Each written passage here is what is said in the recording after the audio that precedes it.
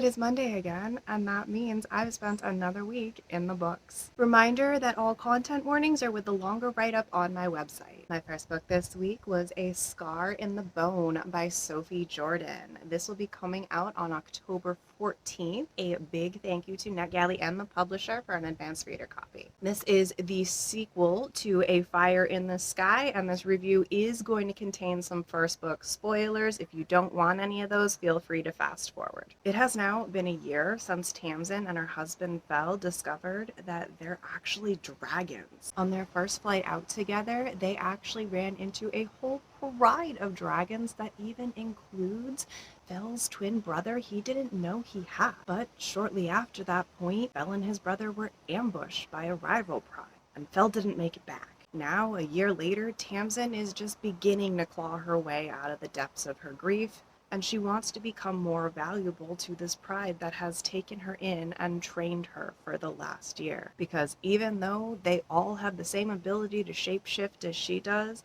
she still doesn't feel like one of them yet. You may remember I read and reviewed the first book a few weeks back, and I really enjoyed it. I've been really looking forward to this next one. My hopes were high, and it seems they were too high. A lot of it was because of the way this book started out. We do start off with that really big rug pull of we have lost the male lead, who is one of the POVs, and our female main character has lost a lot of her character development from the last book because she has been so deep in her grief. Not to mention, there's a spoiler in the table of contents of all places. So the high expectations that I had set just before I opened this book were dashed pretty quickly. And it took a long while for the plot and the pacing to pick up enough to start recovering. And in the end, it didn't feel like it did that. If the first book had not gotten me so invested, there is a chance I would have not finished this book. However, I was pretty intrigued by the way that Sophie Jordan had imagined her dragons and the magic system around them. I was also pretty interested in the world and a number of the characters,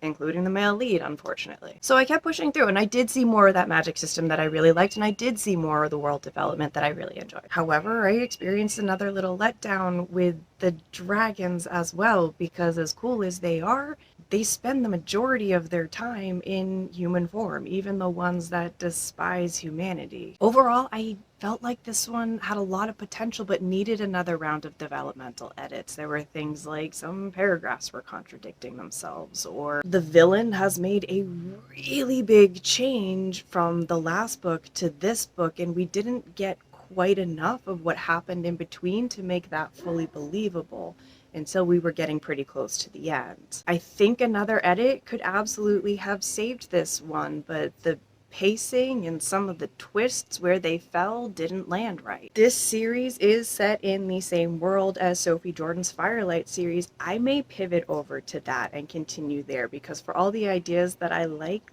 this installment of this particular series hasn't pulled it off. If you are able to overlook that kind of stuff, or if you do like the more gut-wrenching twists that do feel like they come out of nowhere, it's still a great world and magic system with some really fun characters. But I liked the first book better. Next up, I started The BoneKeeper's Daughter, which will be coming out this coming Saturday, June 7th. A big thank you to the author for an advanced reader copy of this one. Wren was not raised like other kids in her village are. That's because she is the youngest keeper that the Bones have ever chosen.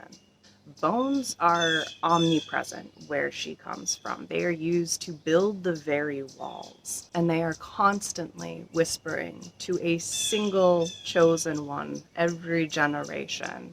And this time it is Wren who was chosen at birth. The Bones whisper everything from the stories of their lives to who should be the next offering to the gods from this village. It is a heavy responsibility, but everyone in this village depends on Wren to do it right. However, because she was appointed so young and because she is a girl, some of the men on the council construed that as weakness and therefore opportunity. And this is a harsh world, and recently it's been getting harsher and harsher.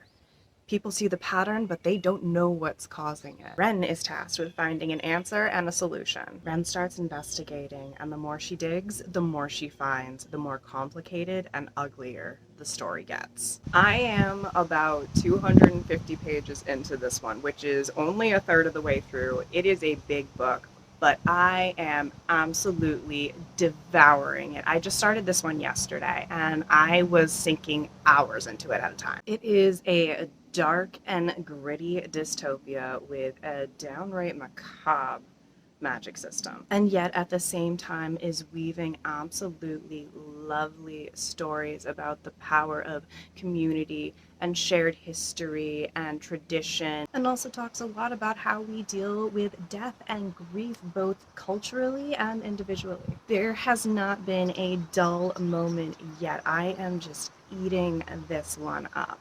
And this is also going to be the first in a trilogy, so I know there is a lot more to come. I am excited for every minute of it. Do read the content warnings before picking this one up, but if everything in there is safe for your reading material, by all means, I'm already recommending this one, and I'm only a third of the way through. As always, there is a longer write-up of all of this available on my website at writing.hallidaynelson.com, and I want to hear what you are reading too. No matter how big my TBR pile gets, I'm gonna let it keep growing, so I want to know what you're having fun with. Happy reading.